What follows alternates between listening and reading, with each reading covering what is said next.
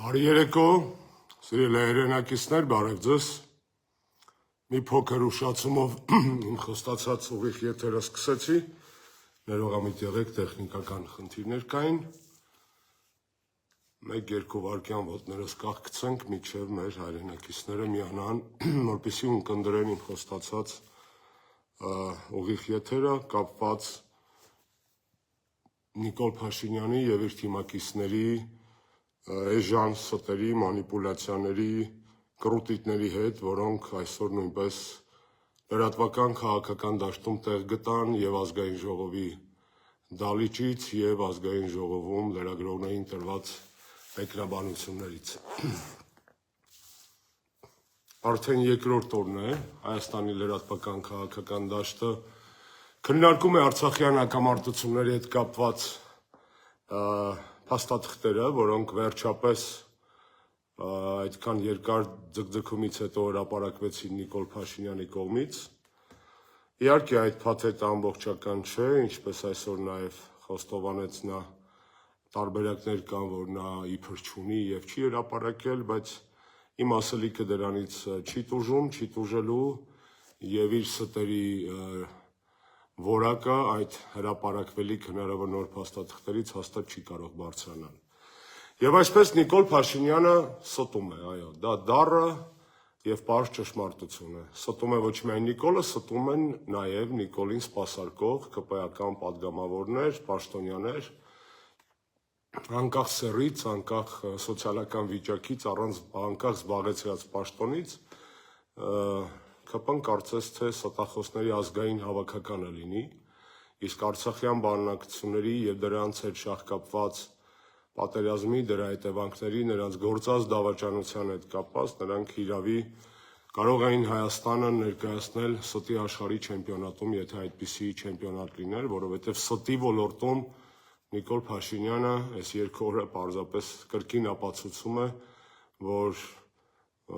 Խաբիբը, Մախաչևը, Արման Ծառուկյանը միասին վերցրած այդ բոլոր ինչքան ուժեղ տղա գիտեք, նորմալ սպորտում, կյանքում եւ այլն, այնք այդպիսի ուժեղն է, ինչը պատիվ չի բերում իհարկե, դա կասկածելի ուժեղություն է, կատարյալ եւ բացարձակ ստի ոլորտում։ Ինչ է անում Նիկոլ Փաշինյանը, շատ պարզ է, եւ հաղորդման վերջում նաեւ դրա քաղաքական իմաստը ձեզ կներկայացնեմ։ Նա ստում է ցանկացած հարցով, ընդդիմությունը, փորձագետները, մամուլը սկսում են բացահայտել այդ ստերը եւ փոխանակ արձագանքի այդ բացահայտված ստերին Նիկոլ Փաշինյանը ընտրել է շատ կրեատիվ, այսպես ասած, շուստրի ճարպիկ ռազմավարություն։ Միջև մենք իրան հակադարձում ենք մի ստով, միջև բռնել ենք իրան մի սուտը ու հերձում ենք այդ սուտը, նա փոխանակ ամաչի, գլուխը քախի, խնդալու բաներ եմ ասում իր պարագայում, էլի, կամ հակադարձի, հորինումը նոր սուտ։ Հենց մենք սկսում ենք զբաղվել այս նոր ստով, ինքը թողում է այդ նոր սուտը մեր վրա եւ հորինում է մեկ այլ սուտ։ Եվ այսպես շարունակ, նա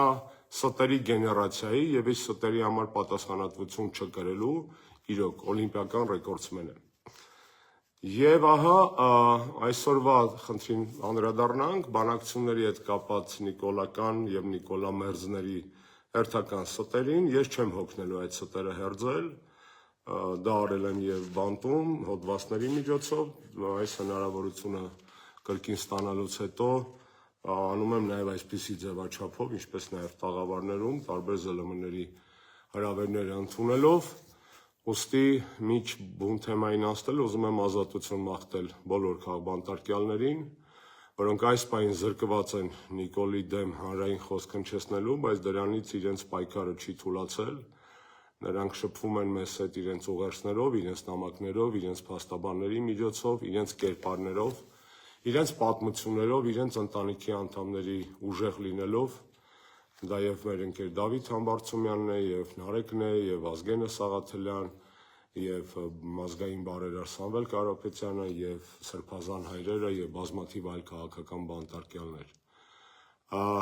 Ազատություն բոլորին, բոլոր տղերքին եւ շուտապույտ վերադարձ պայքարի ակտիվ շարքեր։ Եվ այսպես, իմ նախորդ երեկվա թողարկումից հետո ստացել եմ բազմաթիվ արձագանքներ, շնորհակալ եմ, որ հետևում եք,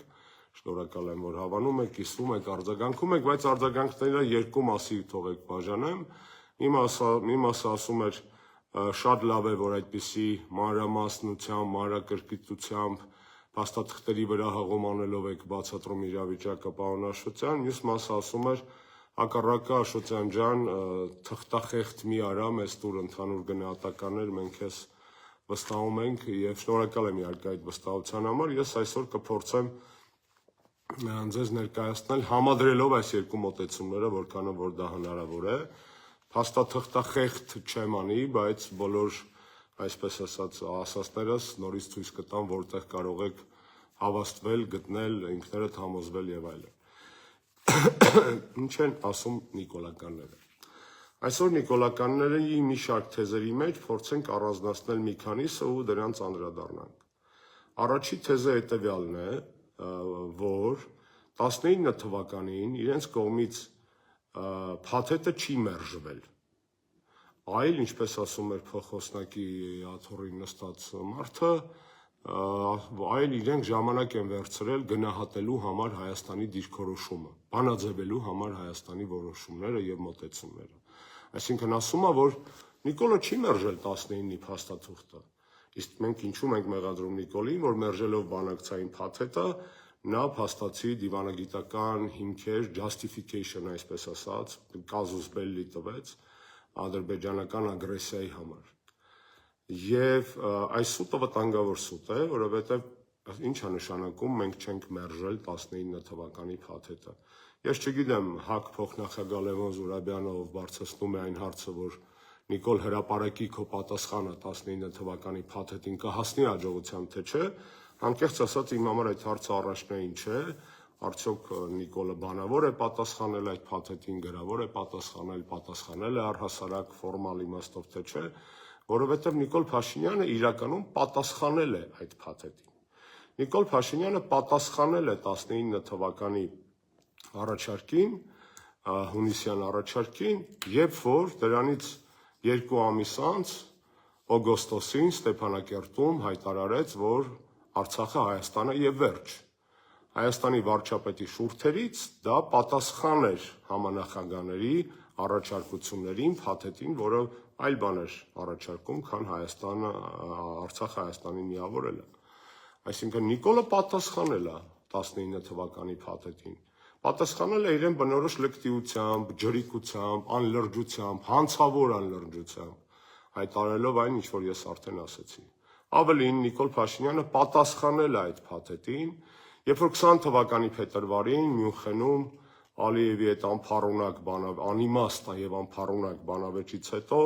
ամենայն հավանականությամբ գարեջրի կամ ալկոհոլային խմիչքի մեծ ազդեցության տակ, մեծ դոզայի ազդեցության տակ Facebook-ում գրեց այսպես կոչված Մյունխենյան սկզբունքներ, ըստ որոնց պետք է ըստ Նիկոլ Փաշինյանի պետք է դառնան բանակցային նոր հիմք եւ դառնան բանակցությունների հիմնական առարկա։ Այսինքն Նիկոլ Փաշինյանը պատասխանել է այդ փաթեթին, համանախագահների փաթեթին, երբ որ առաջարկել է ամիսներ հետո սեփական սկզբունքները, որոնք որևէ մեկի վեճը չէին, որոնք առհասարակ գոյություն չունեին որպես բանակցային հիմք, որոնք որևէ իրավական արժեք, միջազգային քաղաքական արժեք չունեին։ Մարդը գնացել է 20 թվականի փետրվարին, հեսա ձեզ հերթով ցույց եմ տալու։ Այս հանդիպումից հետո կհիշեք, նայեք ամսաթիվը, այս հանդիպումից հետո փետրվարին 20 թվականի նա հրապարակել է Facebook-ում այսպես կոչված Մյունխենյան սկզբունքները, որոնք թվով 6-ն են։ Ես դες հաճախ է սարախոսով ցույց կտամ հղումները։ Սա պատասխան է համանախագահներին, սա պատասխան չէ, սա ապտակ է համանախագահներին, սա նսեմացնող, նրանց աշխատանքը վարկաբեկող, նրանց բանի տեղ չդնող վերաբերմունք է բանակցային կողմերից մեկի ղեկավարի կողմից։ Եվ այսպես, այսինքն 19 թվականին Հայաստանը ներկայացնող Նիկոլ Փաշինյանը եւ իր դիվանագիտական թիմը, հիշենք այստեղ նաեւ չարաբաստիկ չարորակ Զորաբ Մնացականյանին, որը նույնպես այս պատերազմի հեղինակներից, խոհարարներից մեկն է, ով էփել է այս պատերազմը, առնվազն նրա դիվանագիտները, նախորդող դիվանագիտական տապալումները, Նիկոլ Փաշինյանը 19 թվականի առաջարկին պատասխանել է իր հիմարությունների, ապուշությունների, իր անլրջությունների, իր դավաճանական աստիճանի տգիտության ձևով եւ Արցախից հայտարարելով արդեն իշտակված իմ ֆրազը եւ Մյունխենում խոսելով նոր սկզբունքների մասին։ Հաջորդը ԿՊԱ-ականները ասում են, որ 19 թվի փաստաթուղթը դա նույն 16 թվականի օգոստոսի փաստաթուղթն է, որը եթե այդքան լավն էր, Սերժ Սարգսյանը թող ինքը ստորագրեր։ Այստեղ էլ ապուշություն է։ Այո, 19 թվականի փաստաթղթում Սերժ Սարգսյանի դիվանագիտական աշխատանքի շնորհիվ տեղ են գտել բազմաթիվ հայանպաստ ձևակերպումներ, մասնավորապես Լեռնային Ղարաբաղի կարգավիճակի, միջանկյալ եւ վերջնական կարգավիճակների հետ կապված եւ այլն եւ այլն։ Եթե Սերժ Սարգսյանի հետ գալիս ենք հետեւյալ փաստարկի, որպեսզի ձեզ փաստաթղթերով շատ չխեղդեմ, բայց ապացուցեմ իմ հիմնական ասելիքը։ Ուրեմն հիշեցինք 16 թվականի ապրիլի հունիսին գալիս է մի հատ տարբերակ համանախագահների կողմից, հետո 16 թվականի օգոստոսին գալիս է մեկ այլ տարբերակ համանախագահների կողմից Սերժի բախտով։ Սերժ Սարգսյանը արանքում ըստ ամենայնին նամակը գրում է Պուտինին եւ այդտեղ ուրեմն Ռուսաստանի նախագահին ներկայացնելով հայկական շահերը պաշտպանելով հստակ կարմիր գծելով Սերժ Սարգսյանը հասնում է հետևյալին։ Ինչին է հասնում Սերժ Սարգսյանը 16 թվականի վերջ։ Հասնում է հետևյալին, որ Ադրբեջանի նախագահը Իլհամ Ալիևը 16 թվականի սեպտեմբերի 7-ին հայտարարում է հետևյալը։ Հուսով եմ երևում է։ Երևի հայլայինը, չգիտեմ երևում է թե չէ, խնդրում եմ որևէ մեկը գրի, ես հենց որ պահում եմ լինում է կարդալ թե ոչ։ Իլհամ Ալիև нас принуждают признать Карабах 7 октября 2016 года։ Ադրբեջանական ռեսուրսներից մեկն է, ոնը չեմ տալիս, որ գովազ չանեն։ Այսինքն Սերժ Սարգսյանի 16 թվականի ակտիվությունը դիվանագիտական, Պուտինին գրած նամակը, համանախագահների կողմից մշակված նոր փաթեթը բերում է նրան, որ Ալիևը իր կառավարության նիստում հայտարարում է, որ փակ դռների հետևում նրան ստիպում են ճանաչել Լեռնային Ղարաբաղի անկախությունը։ Այս է ժողովուրդ ջան։ Եթե Սերժի տարբերակը վատն էր, ապա 16 թվականին Ալիևը խեր վնգստոցը գցել կառավարության նիստին, խեր բողոքում, որ աշխարհը իրան ստիպում է ճանաչել, աշխարհը։ Այսինքն Հայաստանի աշխատանքով է, չէ, աշխարհը, համանախագահ երկրները իրականում ընդունել են Հայաստանի, Հայաստանը ներկայացնող Սերժի տեսակետը եւ տարել են այնպիսի փաթեթ, այնպիսի առաջարկ, որը ստիպել է Ալիևին այսպիսի խոստովանություն անել։ Դա հետ պատերազմյան խոստովանություն չի, սա 16 թվականի օկտեմբերի 7-ը։ Հաջորդը։ Այդ հերիք չի, արդեն 2020-21 թվականներին 44-օրյա պատերազմից, դավաճանական հանձնումներից հետո, նոյեմբերի 9-ի կապիտուլյացիայից հետո, Ալիևը ասում է հետևյալը, փետրվարի 16 օրինակ 2021 թվական։ Ադրբեջանին պետք է վերադարձնեին 5 շրջանները, Լաչինը եւ Քելբաջարը կմնային Հայաստանի վերահսկողության տակ։ Սա վերնագիրն է, սա ցույց կտամ հողումը։ Իսկ հիմնական տեքստը ավելի խոսուն է։ Լեռնային Ղարաբաղը այն ժամանակ անկախություն կստանար, իսկ Քելբաջարի եւ Լաչինի շրջանները կմնային Հայաստանի հավերժական վերահսկողության տակ։ Սա է Իլհամ Ալիևի խոստովանությունը 21 թվականի փետրվարին։ Ալիևին դժվար է մեղադրել այն բանի մեջ, որ նա Սերժին շատ սիրում է, որ Սերժին ուզում է օգնի, մեղմ ասած դա ճիշտ հակառակն է։ իր բոլոր հայտարարությունները նախկին նախագահներին վարկաբեկելու էժանագին դիշովի փորձեր են։ Եվ հետևաբար այս հայտարարության հիմքում բացի ճշմարտությունից այլ որևէ քաղաքական հաշվարկ լինել չի կարող։ Ալիևը սա չի ասել, որովհետև Սերժին ուզում է ռևերանս անել, նա հաչում է Սերժի, վայրը հաչում է Սերժի հասցեին շատ վաղուց։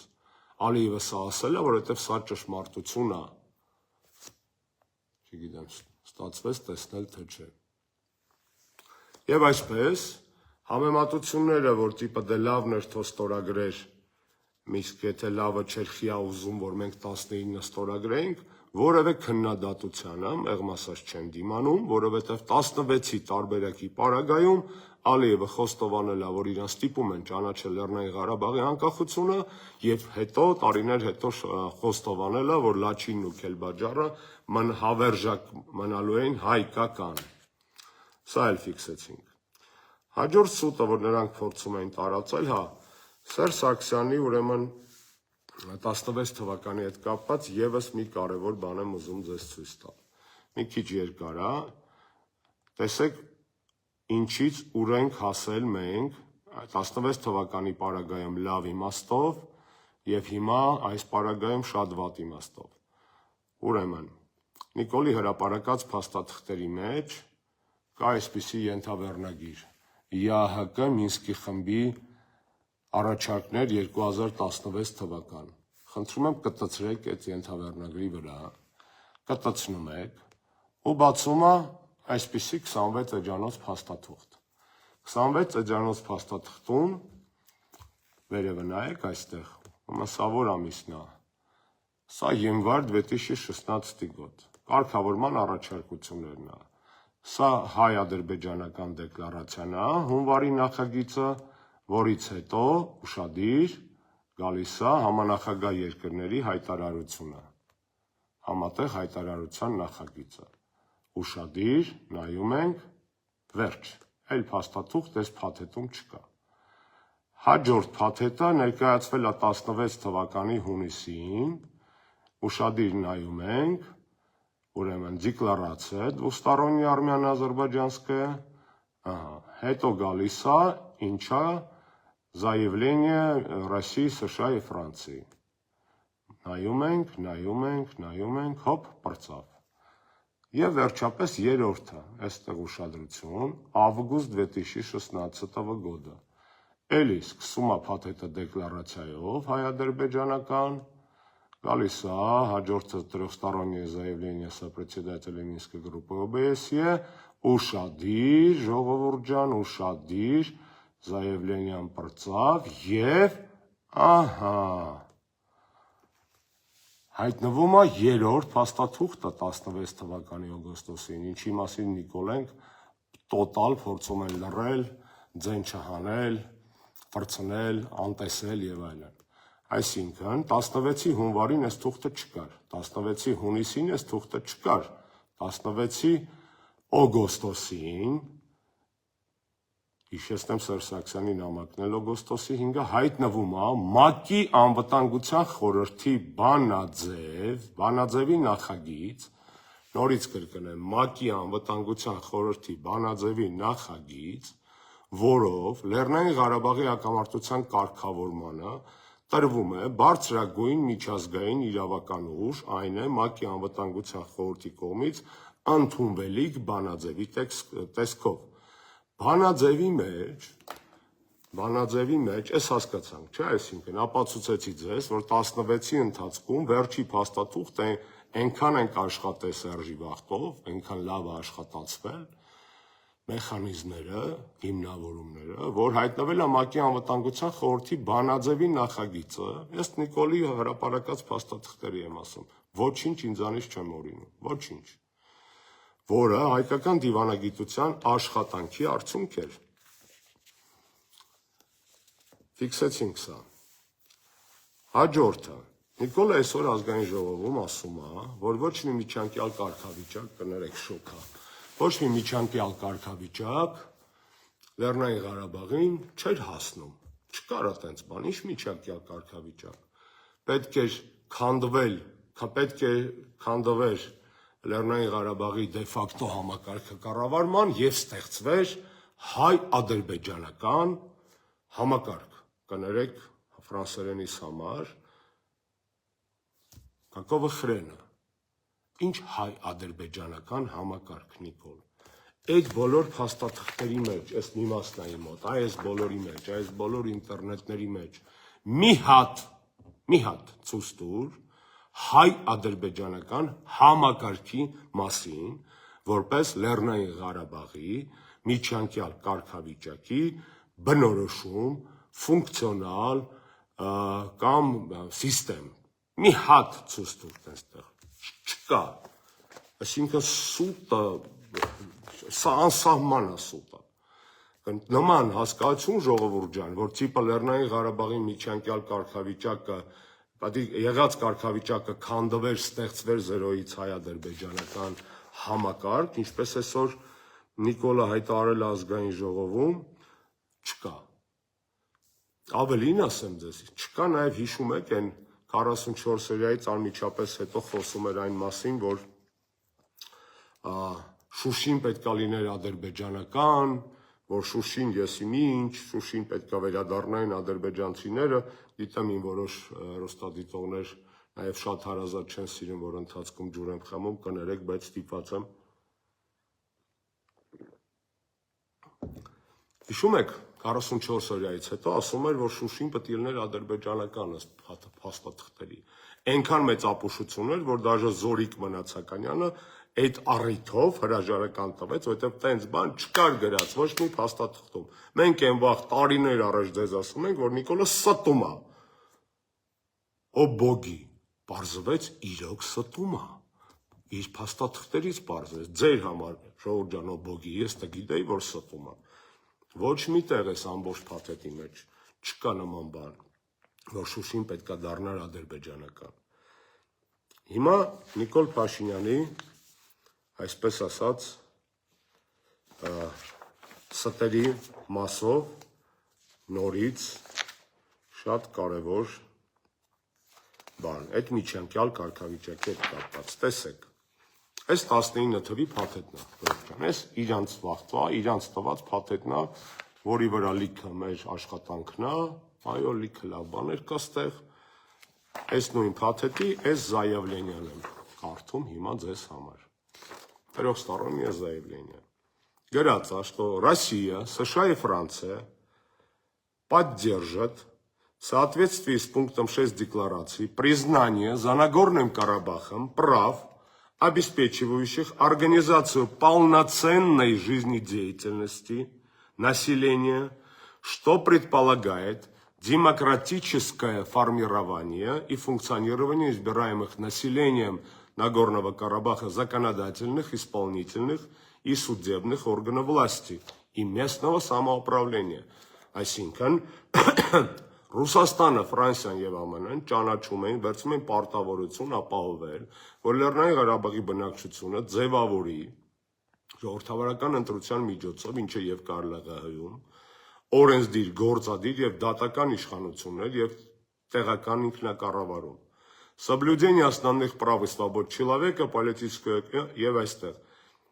безопасность Нагорного Карабаха посредством собственных сил самообороны и правопорядка. Այսինքն ԱՄՆ-ն, Ֆրանսիան եւ Ռուսաստանը այս հանձնառությունը ստանում էին այդ թվում Լեռնային Ղարաբաղի միջանկյալ կարգավիճակում դեռևս օժտելով ինքնապաշտպանական ուժեր ունենալու լիազորությամբ կամ իրավունքով, այլ մնացածը չեմ ասում, культурное торговое сотрудничество, возможность привлечения прямых инвестиций, доступ к международным рынкам, дофига. Авелин. Участие представителей Нагорного Карабаха в заседаниях ОБСЕ, на которых обсуждаются темы, имеющие отношение к НК. Այս հասկացանք, այսինքն, այն որ այսօր նա խոսում էր ինչ-որ what the fuck կներեք բառիս համար, հայ-ադրբեջանական համակարգի մասին, որպես միջանկյալ կարգավիճակի, այսպես ասած, բնորոշում, դա տոտալ բացարձակ, անբարո ստախոսություն է։ Տոտալ բացարձակ, անբարո ստախոսություն։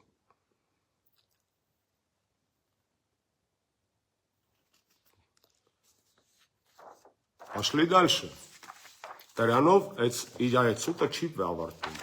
ՄԱԿ-ի անվտանգության խորհրդի արդեն հիշատակված բանաձևի, որը 19 թվականի փաթեթում կա, գրած է հետևյալը. Пункт 6. Дамы и господа. Пункт 6. Пункт 6. Видите? Совет Безопасности ООН, ушадир, поручает далее генеральному секретарю в консультации со сторонами, сопредседателями Минской группы ОБСЕ и генсеком ОБСЕ подготовить и представить в течение месяца на одобрение Совета Безопасности предложение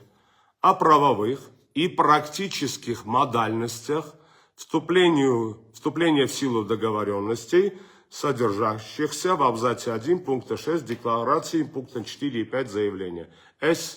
Միջանկյալ կարգավիճակի մասին հղումը այն փաստաթղթին, որի մասին ես ձեզ արդեն պատմեցի. относительно прав, обеспечивающих организацию полноценной жизнедеятельности населения Нагорного Карабаха и, внимание, дамы и господа, и постановляет, что упомянутый набор прав будет обеспечивать признанный статус Нагорного Карабаха на весь период до решения вопроса об окончательном статусе Нагорного Карабаха. Նորից եմ կրկնում, ՄԱԿ-ի, որ աշխարհում դες բարձր չկա, էլի, այլ մոլորակայինները նիվշոտ։ ՄԱԿ-ի անվտանգության խորհրդի բանաձևով գրված է, որ անվտանգության խորհուրդը Լեռնային Ղարաբաղի ճանաչված վերջնական կարգավիճակի մասին չի է խոսքը, սա միջանկյալ կարգավիճակի պրամիժուտեչնի ստատուսին, տեսեք ՄԱԿ-ը ինչ բնորոշում պետք է տար։ Տալիս է признанный статус Нагорного Карабаха на весь период до решения вопроса об окончательном статусе Нагорного Карабаха. Էսել էնյուս թշին չափալախ, էլի, իրա փաստաթղթերն է։ Սուտ է խոսում մի փաստաթղթով, այս թշին է գալիս, հարվածը մյուս փաստաթղթով այն թշին է գալիս հարվածը։ Սուտ ստի վրա։ Էսել հոմ իրա 19 թվականի հրապարակած փաստաթղթերն է ժողովուրդ։ Էսել հերթական սուտ է հայ-ադրբեջանական համակարգի մասին իր սուտը, որը հոդս ցնդեց։ Հաջորդը, ասում է Լեռնային Ղարաբաղի հարցը, ասում է, թակարդ էր Հայաստանի ու մի քիչ էլ Ադրբեջանի վրա։ Դնում եմ մի կողմ այս ձևակերպման պարագայում շատ բնական էմոցիոնալ եւ չկարգավորված ռեակցիաների գայթակղությունը։ Սառում ենք ու գնում ենք առաջ։ Այսինքն մարդը ինչ է ասում։ Ասում է, որ երբ որ քո հայրենիքի մի մասի համար պետք է կռիվ տաս, էդի թակարդ է։ Թակարդ է, որ սաղ ուզում ենք ցեն քո վզին, թոք, մի քիչ էլ Ադրբեջանի մասին է մտածում, եւ այդ թոքից պրծավ Նիկոլ Փաշինյանը։ Հիմա Այս հիշեք, ինքը այստեղ ասում է, որ Արցախը թոք էր, թոքից պրծավ ինքը, ու ասում է լավ եմ արել պրծել եմ, որտեղ դա մեզ խանգարում էր, հետո ավելի ուշ հարց ու պատասխանի վաղտ ասում է Արցախի հարցը 96-ին փակված էր։ Մարդը կես ժամվա մեջ երկու իրարամերժ սուտ է ասում։ Միտեղ ասում է Արցախի հարցը քխ էր, թոք էր, թակարդ էր, ես ինչ էր, պրծանք դրանից, արդեն կարանք ազատ, ինտեգրվենք, զարգանանք եւ այլն։ Մյուս կողմից ասում են 96-ին հանձնած էր Արցախը։ Հիմա եթե Արցախը վատ բան էր, ուրեմն լավ է, որ 96-ին հանձնել էր, հա Նիկոլ։ Եթե Արցախը լավ բան էր, խի ես դու դա հանձնել Պրագայում 22 թվականին։ Դու կես ժամվա մեջ իրավիճակից ելնելով, դու ասում ես սուտ, որը կապ չունի ոչ միայն իրականության հետ, ինչպես ցանկացած սուտ, դու ասում ես սուտ, որը կապ չունի քո նախորդ ստի հետ։ Այդ չկա տենց բան, ժողովուրդ ջան։ Այսինքն հասկացաք, չէ՞ կես ժամվա մեջ դու ասում Արցախը քխ էր, լավա պրծանք, թող ինձ ներեն արցախցիները այս բառապաշարումը, դա Նիկոլի իդեաներն է։ Դու ասում ես 96-ին հանձնել էին Արցախը։ Լավ, դες վատ, բայց լավ։ 44 օրյա պատերազմից հետո, եթե Արցախը թոքեր, թակարդեր, եսի ինչ էր, ցիանիստիկալ էր, բոտուլիզմի տոքսին էր, հայկական իրականության ապագայի համար, եսի ինչ էր։ Այդ դեպքում 44 օրյա պատերազմից հետո անմիջապես հետո, կրկնում եմ, անմիջապես հետո իմ մասնավորի 2020 թվականի նոյեմբերի 19-ը ժողովուրդ ջան, հուսով եմ երևում է, նոյեմբերի 19-ը 2020 թվական։ Սա Եվրոպական խորհրդի բարձրագույն կառավարման մարմնի Եվրոպական միության Եվրոպական խորհրդի կայքն է։ 19 նոյեմբերի 2020 թվական։ Ինչա գրած է ստեղ։ Սա Լեռնային Ղարաբաղի մասին Եվրոպական միության անունից բարձրագույն ներկայացուցչի, սա Բորելի եւ ԵՄ-ի անունից Բորելը այդ օրը պաշտոնական կայքում գրել է Եվրոպական միության պաշտոնական կարծիք Լեռնային Ղարաբաղի մասին։ Ճտցրել է։ Այս թղթում, այս կայքում, որ տպեի կլիներ թուղթ, գրած է, որ The European Union considers that efforts must be renewed for a negotiated, comprehensive and sustainable settlement of the conflict, including on the status of Nagorno-Karabakh. Եվրոպական միությունը դիտարկում է, որ ջանքերը պետքա թարմացվեն, բանակցված, համընդհանուր եւ կայուն կարգավորման համար այդ կոնֆլիկտի ներառյալ ուշադիր ներառյալ Լեռնային Ղարաբաղի կարգավիճակը։ Սա պատերազմից հետո առաջին հայտարարություններից մեկն է։ То есть նույնիսկ 44 օրյա պատերազմից եւ դրան հետեւած կապիտուլյացիայից հետո Եվրոպական միության պաշտոնական տեսակետը նա էր, որ A. Լեռնային Ղարաբաղի խնդիրը չի լուծվել, B. Լեռնային Ղարաբաղի խնդրի լուծումը ենթադրում է, ներառում է Լեռնային Ղարաբաղի կարգավիճակի հարցը։ Վնիմание вопрос. Նիկոլ Փաշինյան, դու դիտարկում ես, որ Եվրոպական միությունը ուզում էր թոք գցել Հայաստանի վզին, որ ասում էր, որ պատերազմից հետո անգամ Լեռնային Ղարաբաղի հարցը լուծված չէ։ Ես քեզ ճիշտ եմ հասկանում, դու մեղադրում ես պաշտոնական Բրյուսելին եւ հետը եւս 27 մայրաքաղաք նրանում, որ դաժե պատերազմից հետո իրանք չեն ջոգե, որ դու Արցախը սլիվ ես անում, որ դու Արցախը տալիս ես, որ այդ պատերազմը խոսացած էր ու սարքած, ու համառորեն Եվրոպացու նագլիությամբ ասում են, չէ, Նիկոլ, այս թոկը պետք է մնա հայ ժողովրդի վզին, դրա համար Լեռնային Ղարաբաղի հարցը դաժե այդքանից հետո Եվրոպական միությունը լուծված չի համարել։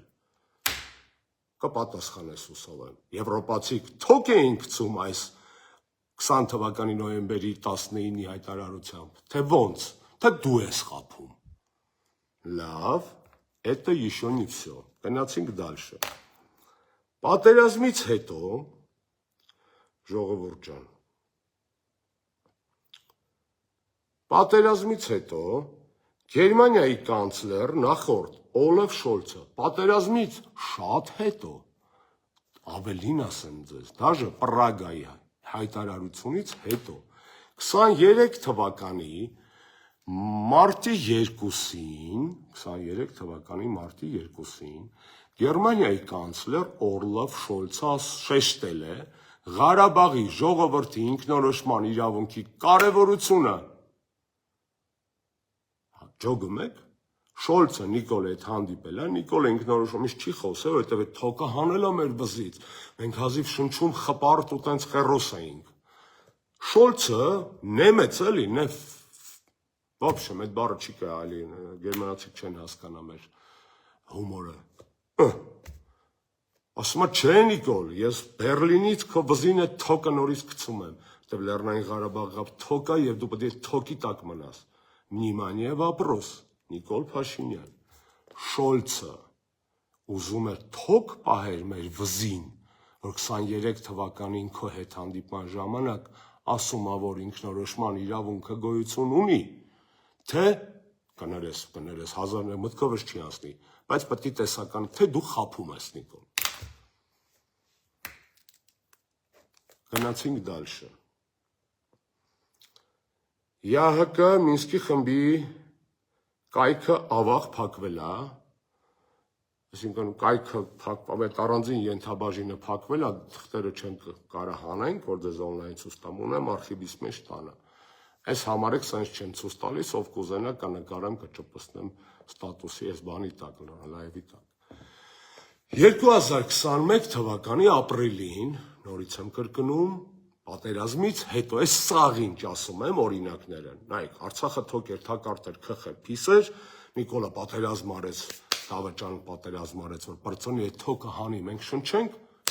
չէ, Եվրոմիությունը ասում է, չէ, մնա թոքի տակ, թոկախտ կպի, Բրյուսելը ասում է տենց, Բերլինը ասում է, չէ, մնա, այդ հերիք չի։ 21 թվականի ապրիլին, սիրելի հարգելի հանդիսատես, կներեք, 21 թվականի ապրիլին Մինսկի խմբի ամանախագահ երկրները, Ֆրանսիան, Ռուսաստանը եւ Ամերիկայի Միացյալ Նահանգները ընդունում են համատեղ հայտարարություն, որտեղ ասում են, որ Լեռնային Ղարաբաղի խնդրի կարգավորման հիմքում պետք է անկած լինեն կողմերին հայտնի սկզբունքները եւ տարրերը, principles and elements։ Լեռնային Ղարաբաղի կարգավորման հիմքում հայտնի սկզբունքները եւ տարրերը, դրանք հայտնի են հիմնարար սկզբունքների անվան տակ, ներառում են Լեռնային Ղարաբաղի ժողովրդի ինքնորոշման իրավունք եւ հանրաքվե։ То есть Մոսկվան, Փարիզը եւ Վաշինգտոնը նայում են ասում են, արա, այս Բերլինն ու Բրյուսելը այս այրի վզին այդ թոկը դրել են, то մենք էլ էս իրեք մայրաքաղաքից այդ թոկը մի հատ էլ մենք դնենք իրանց վզին։ Ու տենց բազմաթոք վիզա դառնում հայ ժողովրդի վիզը, այս Ղարաբաղի ձեռը։ Դե տուպո են, էլի չեն հասկանում ֆիրմանիշները, որ Նիկոլը ուզում է պրծնի Ղարաբաղից, որ հայ ժողովուրդը շնչի ու արտաշնչի։ Ու այդ երեք մայրաքաղաքները ներկայացնող պաշտոնական ներկայացները ընդունում են այդ հայտարարությունը, ասում են A. Լեռնային Ղարաբաղի խնդիրը լուծված չի, B. Այն պետք է լուծվի հայտնի սկզբունքների հիման վրա եւ էլեմենտների, որոնցից մեկը ինքնորոշման իրավունքն է։ Նիկոլ, դե արի ու Միխել արի։ Հիմա ինձ պատասխանի, վնիմание вопрос, Նիկոլ Փաշինյան։ Մինսկի խմբի ամանախագահ երկրների ապրիլյան համատեղ հայտարարությունը իմ հիշատակած, արդյոք ցուցիչ էր, որ միջազգային մաֆիան, մասոնները, LGBT-ները, չգիտեմ, ինոպլանետյանները, Ռոքֆելլերները, Ռոթշիլդները, ես իմով միասին ուզում են թոկը պահեն այ ժողովրդի գլխին։ Կպատասխանես այդ հարցին, իրանք թոք էին ուզում պահել, թե էլի կներես, բայց տեսականորեն հնարավոր է, թե դու նորից խաբում ես։ Լավ, այս թոքի թեման հասկացաք, չէ՞, այսինքն այս դուրակների համար նախատեսված արգումենտ է, էլի, դուրակների համար։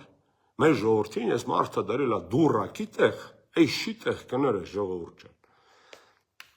Հաջորդ այս արգումենտը թոքի հետ կապված։ Լսի Նիկոլ,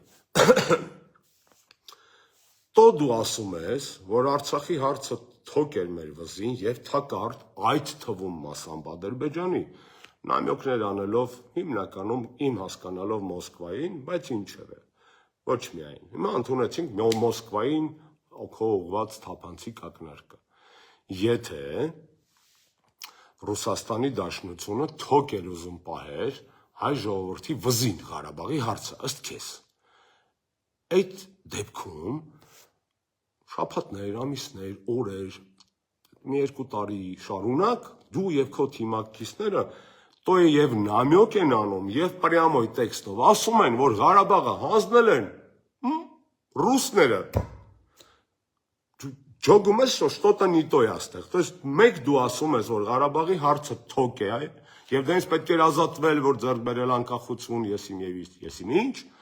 Մյուս կողմից ասում ես, որ ռուսներն են հանձնել Արցախը։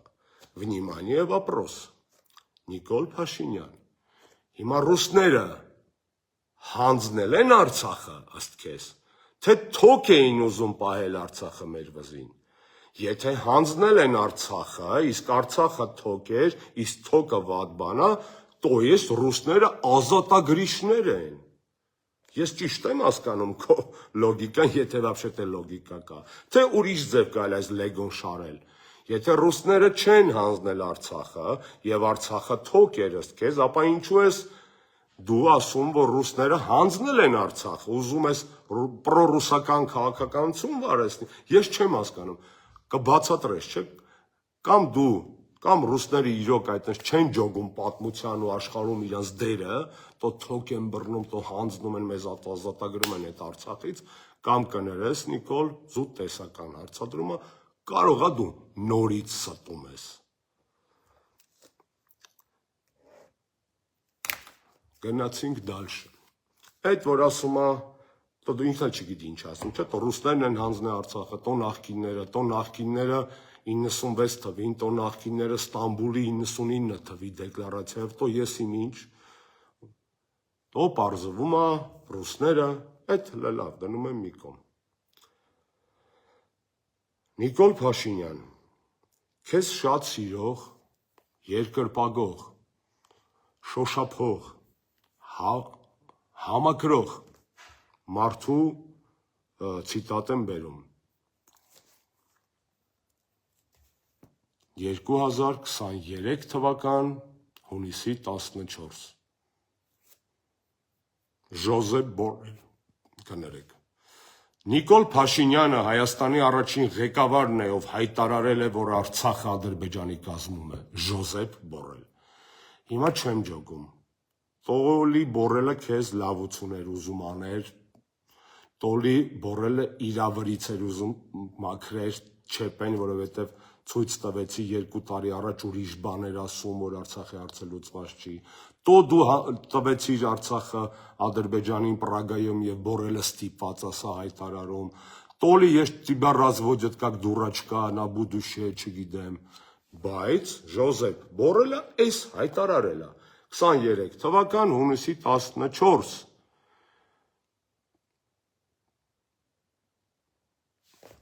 Մի հատ վնիմание вопрос Նիկոլ Փաշինյան Էս Բորելն է խափում թե կներես զուտ տեսական հարց եմ տալիս զուտ պետք է ասեմ էլի թե դու ես խափում հերթական անգամ Հերոստադիտողը կամ մեծ դիտողը թո գրի տակը Բորելն է սուտասան թե Նիկոլը Շոլցն էր սուտասան թե Նիկոլը Եվրամիությունն էր սուտասան թե Նիկոլը Պուտինը Բայդենը այն ժամանակ եւ ով էր այդ ժամանակ հա Մակրոնը միասին վերցրած սուտասան են առանձին վերցրած սուտասաներ են թե Նիկոլը բաց է մեր քվեարկությունը խնդրեմ այսինքն նույնիսկ 44 օրյայից հետո Արցախը պահելու տարբերակ կար եւ դու ես դրանից հրաժարվել եւ Բորելը դրա վկայությունն է տալիս Նրանք այսօր ստում էին նաև բոլորը միասին Նիկոլեի մասնավորի, որ հանրաքվեն պետք է իրականացվեր Ադրբեջանի ողջ տարածքով եւ եւ սուտ, այսինքն ասում է Ադրբեջանի տարածքում պետք է լիներ այդ հանրաքվեն, Լեռնային Ղարաբաղում չպետք է լիներ, որովհետեւ Ադրբեջանը տենց էր մեկնաբանում։ То есть ջանդամոս Նիկոլի ոնց էր մեկնաբանում Ֆրանսիան, ոնց էր մեկնաբանում Ռուսաստանը, ոնց էր մեկնաբանում ԱՄՆ-ն, ոնց էր մեկնաբանում Հայաստանը։ Այդ սաղ մի կողմ, իսկ այդ համանախագները շատ պարզ էին մեկնաբանում եւ ըստ գրած է։ Մենակ Ալիևի մեկնաբանությունը Նիկոլի վրա թողեց խորը ճակատագրական կոմպլեքսային ազդեցություն եւ նա գիշերները վեր էր թռնում հիշելով երազում տեսնելով Ալիևի դեմքը ջղային որը մեկնաբանում էր թե հանրաքվեն որտե պետք է անցկացվի ասենց վեր էր թռնում ասում էր մամ փրկեք ինձ չէ Նիկոլ Փաշինյան դու շատ լավ գիտես որ կներես տեսականորեն եմ ասում բայց կարողա նորից խափում ես Նիկոլ որովհետեւ Երբ որ դու գիշերը այդ մղձավանջի մեջ արթնանում էր եւ գոռում էր Պուտին, փրկիր ինձ այդ թվականներին մի մոմենտ։ Այդտեղ շատ པարզ բան կար եւ Պուտինը, եւ Մեդվեդևը, եւ Օբաման, եւ Բայդենը, եւ Սարկոզին, եւ Հոլանդը եւ Մակրոնը այդ բոլոր այդ տարիների համանախագահ երկրների նախագահար երկրներին եմ քննարկում շատ լավ գիտեին եւ այստեղ գրած էր որ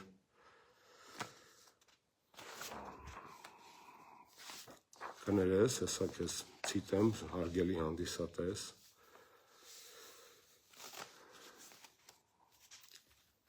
Всенародное голосование, выражающее свободное волеизъявление населения Нагорного Карабаха и имеющее юридически обязательный характер. Всенародное голосование նշանակում է Լեռնային Ղարաբաղի բնակչությունն է, ժողովուրդն է քննարկում։ Լավ, դիցուկ դու դրա հետ համաձայն չես։ Ալիևի մեկնաբանությունն ես ընդունում։ Okay։ Բայց այստեղ Նիկոլ Տես ինչ է գրած, ընդգծված է, Население Նագորնովը Կարաբախը, գրած է, որ այդ հանրաքվեն պետք է արտահայտեր Լեռնային Ղարաբաղի բնակչության կամքը, ոչ թե Ադրբեջանի բնակչության կամքը, նորից եմ կրկնում, Население Նագորնովը Կարաբախը, Լեռնային Ղարաբաղի բնակչության կամքը պետք է արտահայտեր, հակառակ դեպքում կգրվեր Население Ադրբեջանը պետք է արտահայտի, բայց չէ, գիտես, բոլոր համանախագահ երկրները եւ Հայաստանը մշտապես դա շատ ճիշտ է կարդացել։ Դու, քանի որ բանակցությունների մասին Ալիևից ես գերադասել իմանալ, Ալիևի հետ ես խորհրդակցել, իր ասածներն ես ընդունել որպես հասնավանի, դու ասում ես Ադրբեջանը այդպես չէր մեկնաբանում, վсё, ուրեմն քո համար անձնական տրագեդիա։ Գիշերները շարունակի մղձավանջի մեջ քրտանաց արտանալ եւ գոռալ Վլադիմիր Վլադիմիրիչ։ Пошли дальше. Այս տեսակ 19 թվի թուղթն է, կստացի, ասի մոռացա ձեզ ասեմ։ Այս թուղթը էլի 19-ում է գրած, Население Нагорного Карабаха, не население Азербайджана, не население Марса, Венеры, Плутона, не биосфера Земли, գրած է Население Нагорного Карабаха։ Ավելին նույն բանը գրած է այդ տարվա եռանախագահների թղթում գրած է, որ определение окончательного статуса Нагорного Карабаха путем проведения под эгидой ООН или ОБСЕ всенародного голосования, выражающего свободное волеизъявление населения НК Нагорного Карабаха и имеющего юридически обязательный характер в соответствии с нормами и принципами международного права и далее по тексту. То есть աստեղելա գրած, որ այդ ռեֆերենդումը հանրաքվեն волеизъявлениան պետք է արտահայտել Լեռնային Ղարաբաղի բնակչության կամքը։ Հետևաբար չի կարա Չարբախի հանրաքվեն արտահայտի Արեշի կամքը։ Չարբախի հանրաքվեն արտահայտում է Չարբախի կամքը, կարծիքը, Արեշի հանրաքվեն, Արեշի կարծիքը, Երևանի հանրաքվեն, Երևանի կարծիքը, Население Նագորնովը Կարաբախայի կարծիքը պետք է արտահայտվեր այս հանրաքվեն։ Թե Ալիևը ինչ կրուտիկներ էր մտածում, ինչ էր ուզում աներ, համենայն դեպս ոչ ռուսները, ոչ ֆրանսիացիները, ոչ ամերիկացիք, ոչ էլ բնականաբար Հայաստանը ներկայացնող Սերժ Սարգսյանը եւ մյուս բանացողները այդպես չէին մտածում։ Եվ այդպես չէին մեկնաբանում, որովհետեւ դա այդպես չէր։ Ահա, կներեք տեխնիկական խնդիրների համար։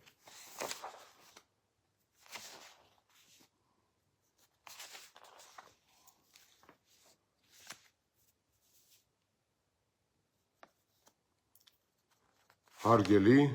շատ հարգելի Հարգելի հայրենակիցներ, ով որ հոգնել է կարող է գնա սուրճ, թեյ վերցնի, ինչպես ասում են հայտնի բլոգերները եւ վերադառնա։ Пошли дальше։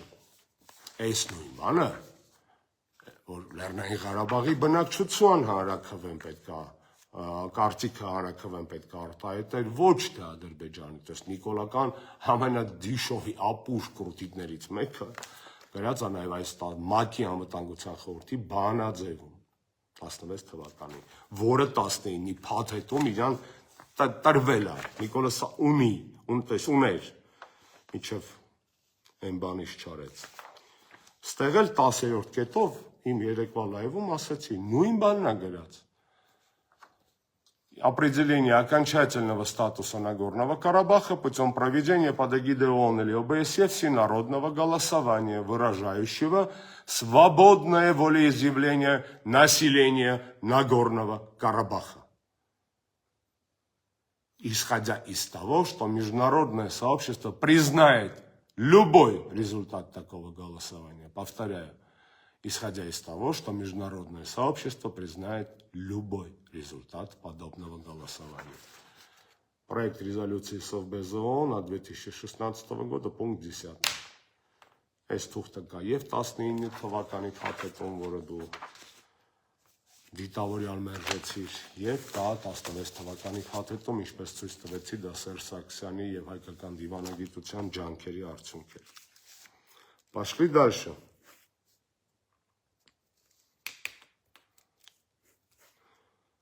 Ну, ամենախնդալուն գիտեք որն է, նաև շատ խնդալն որն է,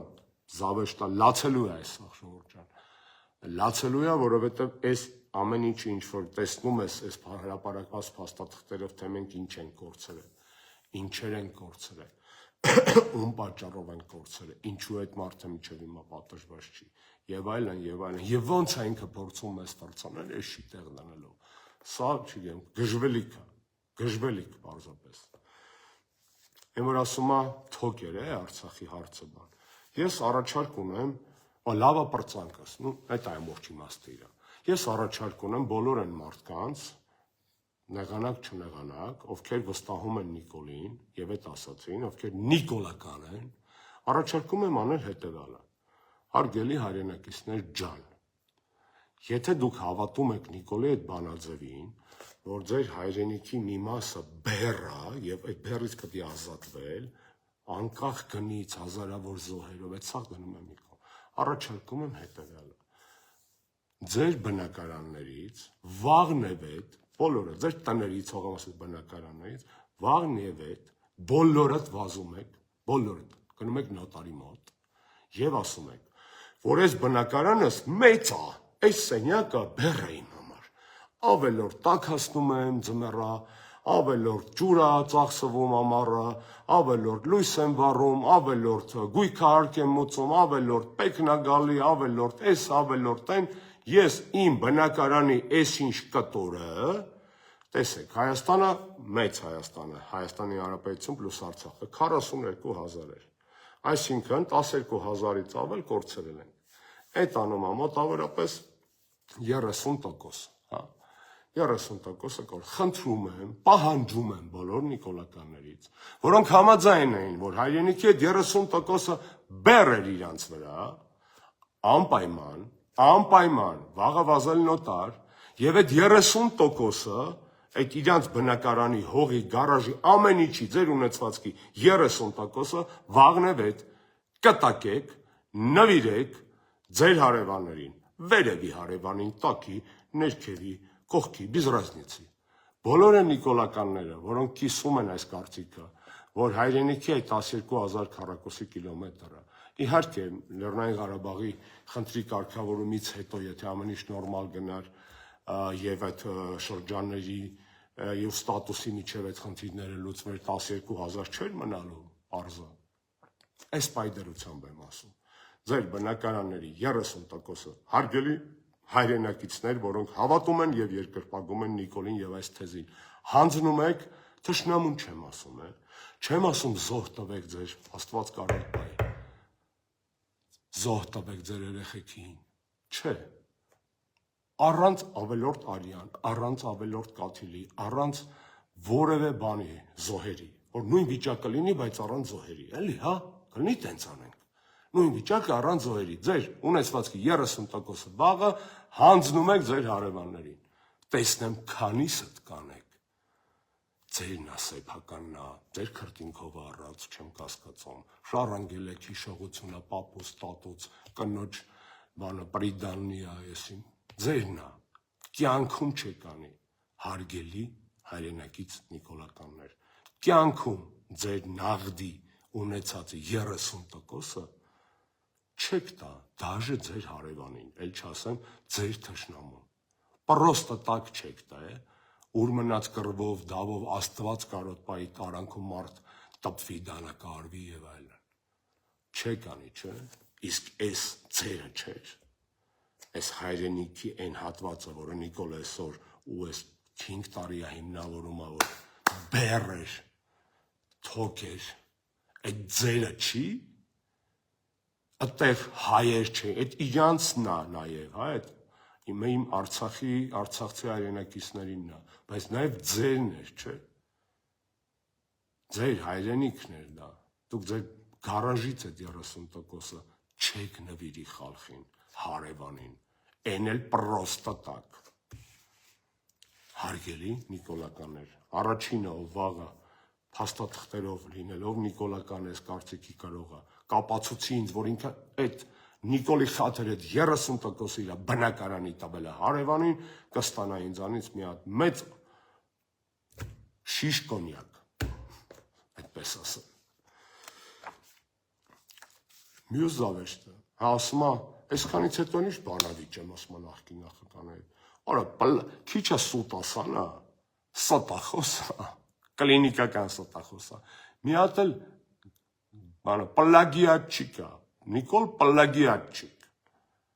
դու չես ամաչում, պլե չես անում, ընդամենը 3 իմ կողմից արած ֆրազը, որ այդքանից հետո Նիկոլ, մոռացի բանավեճի մասին, երեկվա վիդեոս հաստատ քեզ զեկուցել են, դու նայել ես ձեր թիմով, մտածել եք ոնց պատասխանեք, այսօր առօրյա իմ անունն եք հոլովել, կամ եթե անունս էլ չեք հոլովել, իմ ասածներին եք անդրադարձել երեկվա, որ դու պլե չես անում, իմ երեկվա ասածը քեզ, դա տիպը դու ես դա ասում, դու գրագող ես դու, և հայրենիքի գող ես, ինչպես կասեր Էդգար Ղազարյանը, և գրագող ես, պլագիատչիկ, ես եմ քեզ ասել, որ մոռացի վաբշե այդ բանավեճի մասին, քեզ գուշացվել է, թղթերը հրապարակվեն բանավեճի թեման հոդս ա ցնդում, միակ մարդը, որ կուզենա քո այդ բանավեճի, ես եմ, ասել եմ խի, դատական բժիշկ եմ, դրա համար։ Այսինքն պլագիատով էլ ես զբաղվում, էլի, կներեք ժողովուրդ ջան։ Եկանք եզրափակիչ հատվածին։ Խիա այս հարցը կարևոր։ Հայաստանի քաղաքական կյանքում ես տեսա կարծիքներ, որ հասարակական, հանրային, սկսնակ քաղաքական գործիչների կողմից, որ այս ինչ թեմա է, որ այս թեմա ոչ կարևոր չի, այս ներկա նախկինների հարցն է, այս դիսկուրսը իրանց է մենակ օգտակար։ Շուրջ եմ, դուք լուրջ եք ասում, այն մարդիկ, ովքեր մտածում են, որ սա միայն Նիկոլին և 3 նախկին նախագահներին է վերաբերում այս թեման, դուք լուրջ եք ասում, որ դա նախկին ներկաների հարցը, դա ձեր հարցը չի, դա մեր հայրենիքի հարցը չի, դա ձեր քաղաքական ծրագրերի հարցը չի, դա մեր երեխեքի հարցը չի,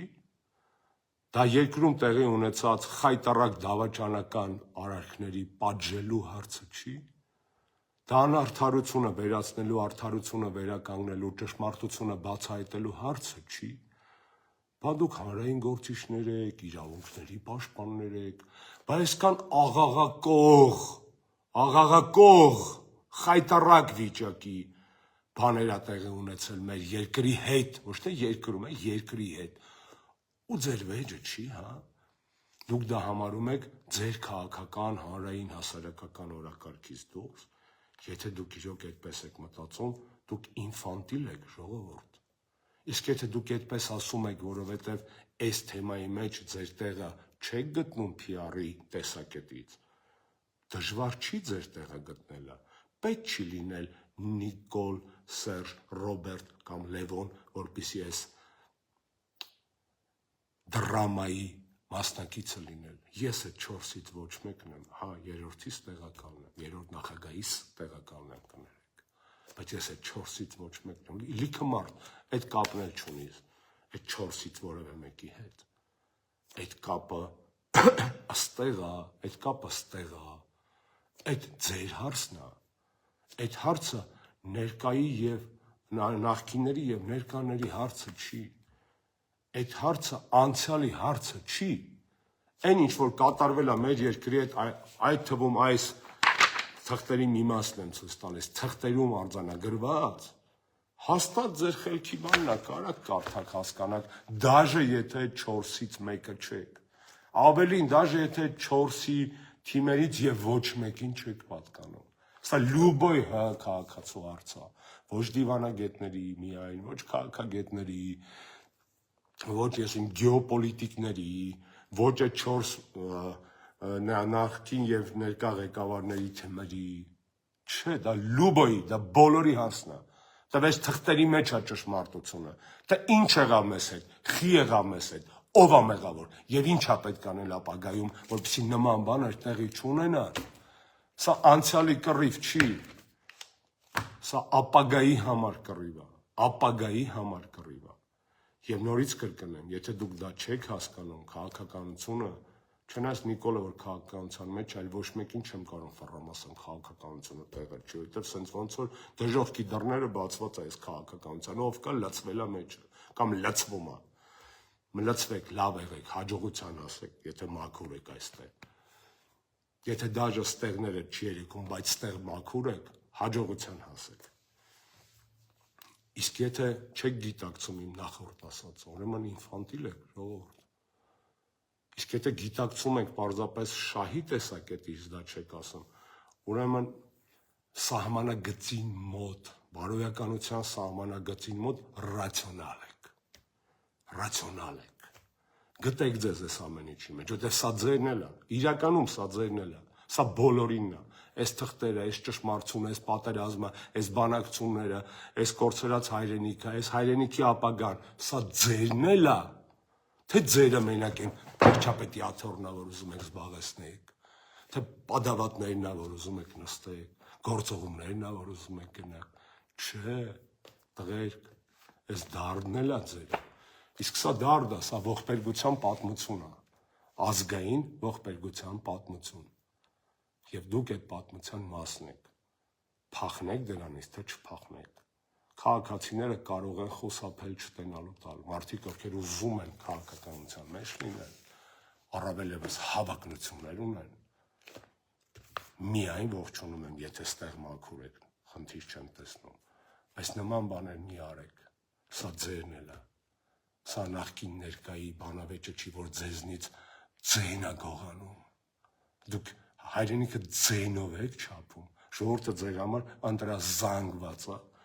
տոկոս եք հաշվում, ստե կարող է տոկոս չլինի եսիմ վիդեոների, եսիմ բորբոքման, եսիմ ճշմարտությունների մեջ, ես թքած ունեմ տոկոսի վրա, ոչ թե կարիքը չունեմ ձեր համակրանքի, ես ձեր համակրանքի ու սրտի կարիք ունեմ, կրկնեմ, ես ձեր ձենի կարիքը չունեմ, իսկ ձեն որսացողներին, որոնց թվում է, որ իրանք ես դրամա, ես տրագեդիայի մեջ չկան, և իրենց սրտով չի, որ սենց դիսկուրս կա, իրանք նպաստում են Նիկոլի օրակարգին, ասեմ խի, չնեղանակ, այո, գիտակցված, թե ռուսով եմ չգիտակցված, Նիկոլն է ուզում այս թեման, մաշացնի, սպարի, քամի, պրծնի, այս թեման, բանակցուներ, Արցախ, պատերազմ, այս թեման, այս սովա կագեբե ջուջուկ ճանջուղարկ, այս թեման, միակ թեման է ժողովուրդ, այս թեման, Արցախ, բանակցուներ, պատերազմ, միակ թեման է, որտեղ Նիկոլը տոտալ խոցելի է, տոտալ բռնվող է, տոտալ կրված է, լուբոյ մնացած հարցում խոսքս նաև այն ուժերին եմ ուղում, որոնք արդեն ընտրությունների են պատրաստում իրենց մտքում, այդ թվում նորահայտ կամ նոր հայտ տված մարդկանց։ Սոցիալական բլոկում Նիկոլը կարելու է, Բյուջեն իր ձեռնապոպուլիզմի արքան է ինքը, իրավական համակարգում կարելու է, որովհետև խոդի ատավե վարչական սաղ լծակները որոշ իրավապաշտպաններ, նախկինում իրավապաշտպաններ, անգամ Քաղբանտարկյանների թեմայի մասին չեն խոսում, այն համառությամբ և հետաքրքրությամբ, որ խոսում են նախկին նախագահների մասին։ Ինքը այս թեմաների մեջ, մնացած նախընտրական թեմաների մեջ, փողը իրատակա, լծակները իրատակա։ Միակ բլոկը, որտեղ Նիկոլը խոցելի է, որտեղ Նիկոլը տոտալ մեղավոր է, այս Արցախի բանակցություններն է, պատերազմը, զոհերը, կորուստները, սաղ, մնացած բոլոր տեղերում ինքը ընդդիմությանը ծալածա ունենալու։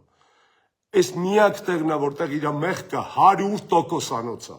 Եվ 100%-ով ապացուցելի է, եւ 100%-ով պատժի ենթակա պատմության Աստծո եւ օրենքների։ Եվ այն մարդիկ, ովքեր սա չեն հասկանում, որոնց թվում է, որ հեսա պուպուշ ընտրաշավենալով I am your baby tonight վիճակով, ինստա TikTok բան, դա չի աշխատելու։ Դա լավ է, դա պետք է արվի, դա ես էլ կմտնեմ TikTok, դա չի ասածս։ Ասածս այն է, որ այս թեման Նիկոլը ուզում է շուտ մաշսնի, սպառի, խոսա, հոգնեցնի բոլորիս, որ ընտրաշավին եթե հասնեք, այս թեման էլ ոչ մեկին հետաքրքիր չլինի, դեռ այս թեմայի մեջ ինքը կրված է։ Ով մտնի իր պոպուլիզմը, ռեպրեսիաները, սոցիալական խոստումները, ասֆալտը, թքած կպցրած